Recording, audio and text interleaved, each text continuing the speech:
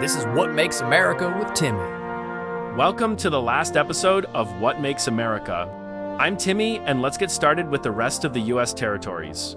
Starting in the 1890s and stretching in some places to the early 1910s, gold rushes in Alaska and the nearby Yukon Territory brought thousands of miners and settlers to Alaska.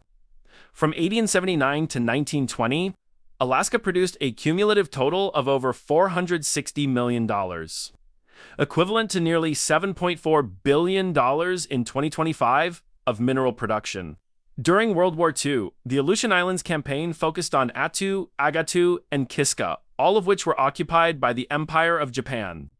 During the Japanese occupation, an American civilian and 2 United States Navy personnel were killed at Attu and Kiska, respectively, and almost 50 Aleut civilians and 8 sailors were interned in Japan. About half of the Aleuts died during the period of internment. Of the 50 U.S. states, Hawaii is the 8th smallest inland area and the 11th least populous. But with 1.4 million residents, it ranks 13th in population density. 2/3 of Hawaii residents live on Oahu, home to the state's capital and largest city, Honolulu. Hawaii is one of the most demographically diverse U.S. states. Owing to its location in the Central Pacific and over 2 centuries of migration, from the late 19th century until the mid-20th century, Hawaii's economy was dominated by a plantation economy. It remains a major agricultural exporter due to its fertile soil and uniquely tropical climate in the U.S. Its economy has gradually diversified since the mid-20th century. American Samoa consists of the eastern part of the Samoan archipelago, the inhabited volcanic islands of Tutuila, Anuyu, Ofu, Olasega, and Ta, and the uninhabited Rose Atoll, as well as Swains Island, a remote coral atoll in the Tokala volcanic island group.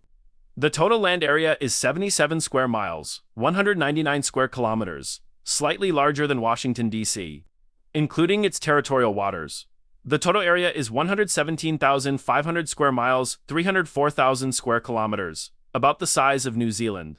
Indigenous Guamanians are the Chamorro, who are related to the Austronesian peoples of the Malay Archipelago, the Philippines, Taiwan, and Polynesia. Unlike most of its neighbors, the Chamorro language is not classified as a Micronesian or Polynesian language. Like Palauan, it possibly constitutes an independent branch of the Milo-Polynesian language family. The Chamorro people settled Guam and the Mariana Islands approximately 3,500 years ago. Before World War II, Guam was one of 5 American jurisdictions in the Pacific Ocean, along with Wake Island in Micronesia, American Samoa and Hawaii in Polynesia, and the Philippines. During the colonial period, the Northern Marianas were variously under the control of the Spanish, German, and Japanese empires. After World War II, the islands were part of the United Nations Trust Territories under American administration before formally joining the United States as a territory in 1986. With their population gaining United States citizenship, Puerto Rico was settled by a succession of indigenous peoples of the Americas beginning 2,000 to 4,000 years ago. These included the Ortoroid, Saladoid, and Taino.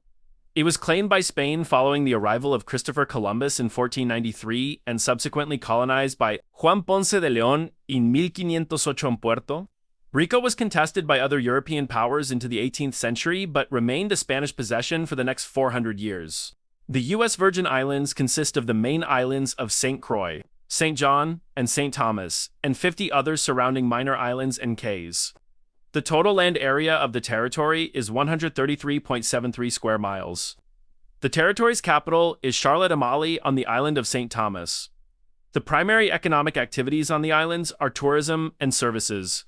They were originally inhabited by Arawakan-speaking peoples, with some scholars thinking that the islands were inhabited from as early as 1000 BC. And that's it. That's the entire history of the United States. I wish I could do one last video. I wish I could. Yeah.